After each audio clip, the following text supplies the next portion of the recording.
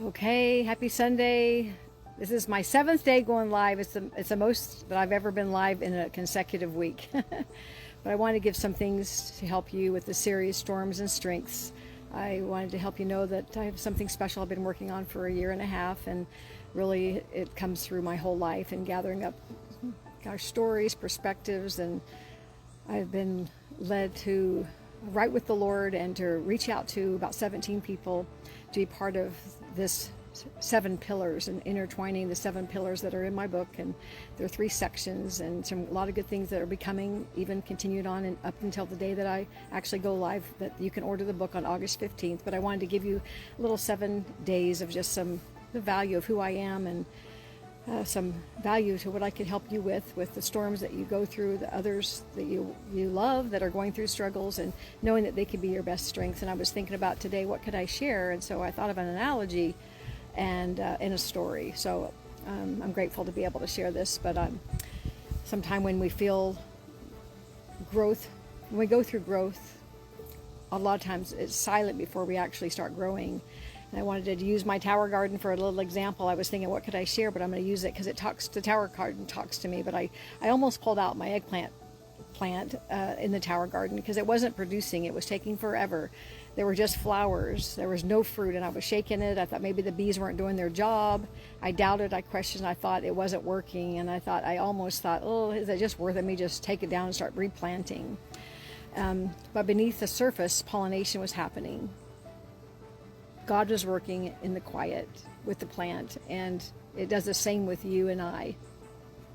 So now I'm going to share with you my little eggplants now. I'll turn this around and you'll see what I was talking about. They're all starting to pop now. They're all over the place. There's many of them. I saw my mother post something, and she goes, "Are you going to make moussaka? A Greek dish, or parmesan, eggplant parmesan?" But I have so many of these now popping, and others that are coming, but I thought that the flower, it wasn't blooming, it wasn't working because it took forever, and so they're just starting to come again. There's so many of them, I don't think I'm going to be able to eat it all. I'm going to have lots of company over. But I wanted to share that with you because it just hit me that many times how many times do we want to give up on something just before it bears the fruit? In my life, I wanted to give up thinking that things didn't happen as fast as I wanted them to happen. And in your storms, you may feel silent, but the Spirit is still moving, just like the bees. If you hold on, you stay rooted, the blessings are coming. The harvest is coming after the waiting. I promise you that. I have learned to wait.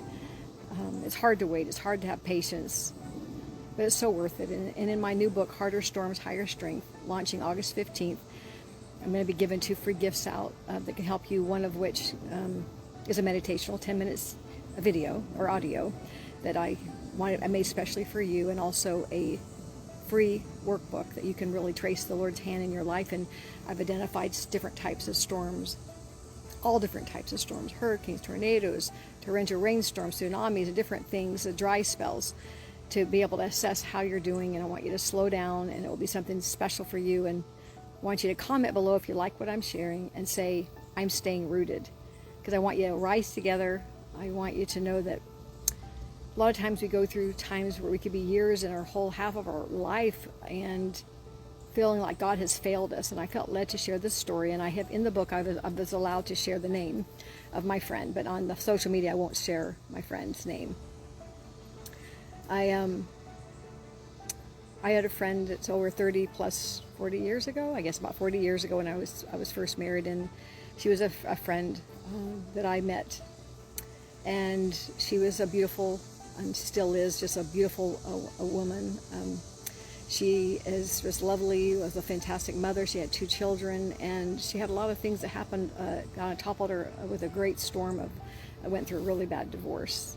And felt like she was treated fairly by some of the people in her life and some of the spiritual leaders. She felt like that they didn't really understand her and listen to her.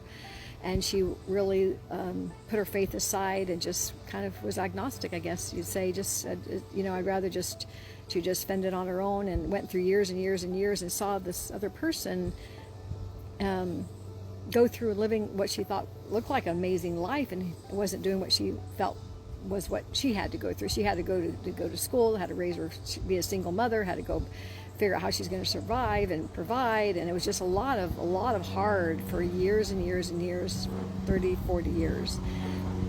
And she came to a point where she reached out to me and just said, well, how do you do storms? How have you gone through the things that you've been through and still have your faith? And I said, because I stay plugged in, and I know the Lord, I know the Spirit, I know the peace comes after the storm, and I can't imagine not having the Lord to hold on to.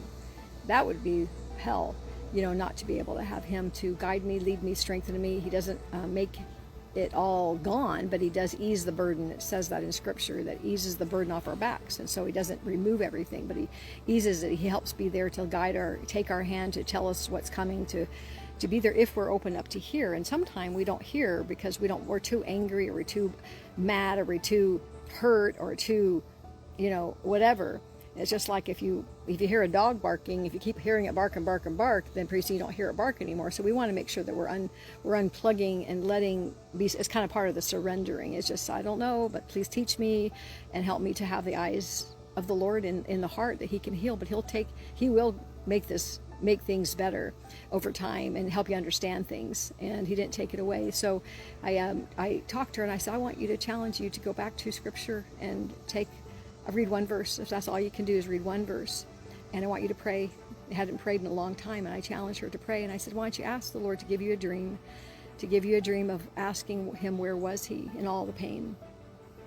And so she took my suggestion, and she had a week as she was waiting for actually a hard diagnosis that she didn't know if it was going to become a reality or not. So she was a little bit scared, and when we get scared, we kind of pay attention more. I was praying for her and fasting for her to get answers because I cared about her. I wanted the Lord to answer her and guide her and give peace to her that she had not had. And so she called me back, and she said that she had some answers, and she was in tears, and she said she did not have the diagnosis of the cancer that she thought. And she was praying for the first time in a long, long time, years.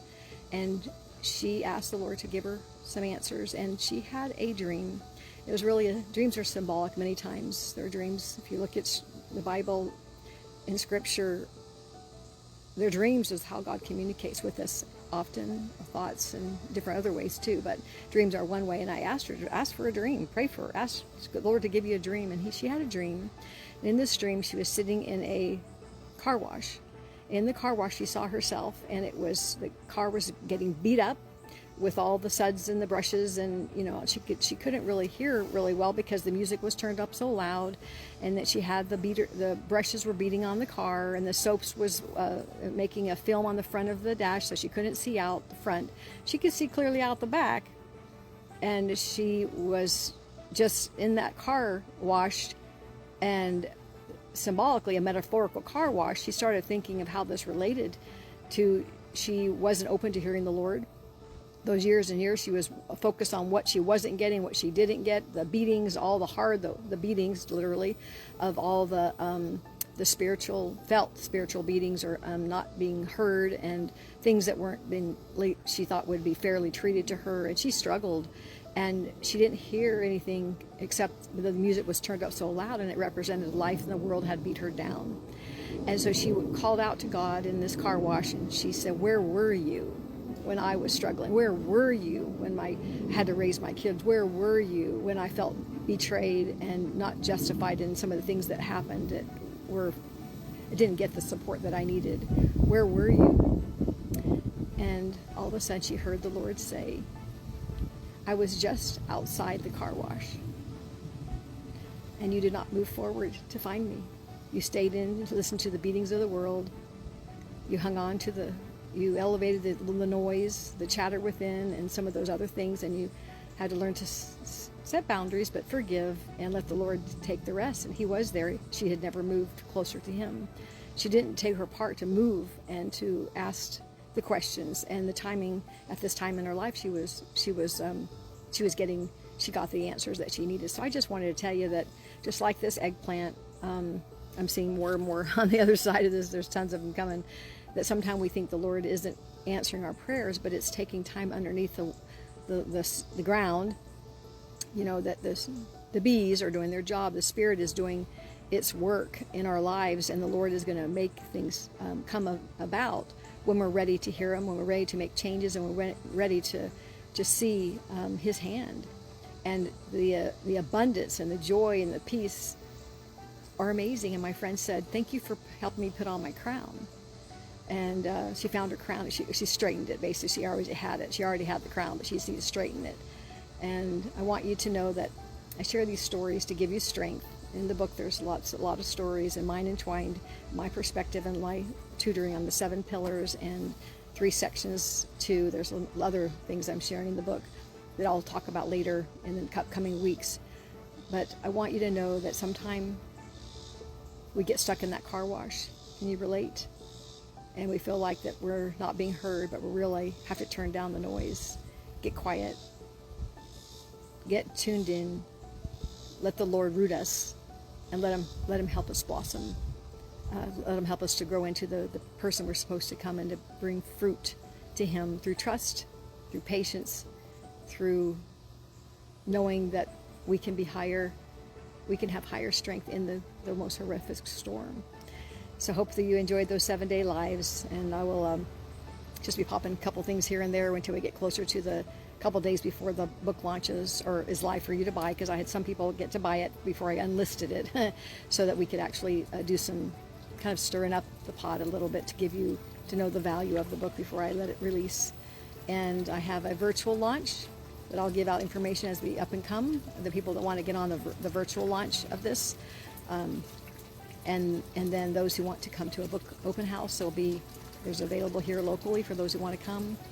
And then we have the book goes live on August 15th. So I'm grateful for the Lord. And today, just to close it out, to wrap up, somebody said that they liked what I was posting here, and they said, "You're amazing." And I says, I don't want anybody to say I'm amazing. I want them to say, because they hear me and the stories they read, that God is amazing. God is amazing. He is the one that gave me the strength.